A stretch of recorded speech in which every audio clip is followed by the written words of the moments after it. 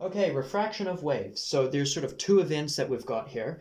The wave moving from deep to shallow water, and we're still using the example of it being in water, and from shallow to deep water. So just focusing on the deep to shallow side right now, we see that velocity decreases, lambda decreases, and frequency stays exactly the same.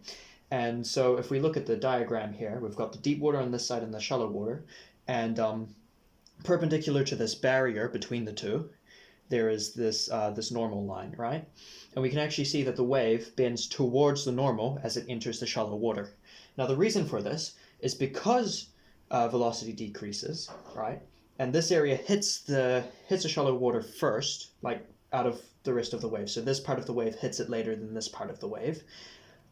This slows down, this continues going, and the next part slows down, and that causes it to sort of shift and change direction. Oh. And so here for the shallow to deep, it's the same but completely opposite. So velocity increases, lambda increases, and F remains exactly the same. And so that causes the wave to bend away from the normal line, as we see here.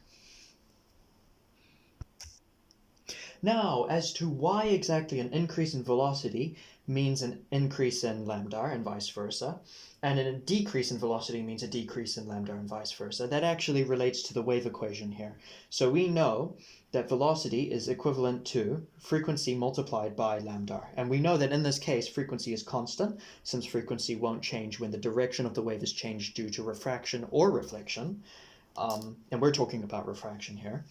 So let's say lambda here increases. So we've got a higher number being multiplied by the same number as before. So we're going to see that the result of that is going to be a higher number, and so velocity will increase. And if lambda is a lower number than before, and we're multiplying it by the same number, so f doesn't change, then the outcome, the result of that, will be a lower number, and so velocity will decrease.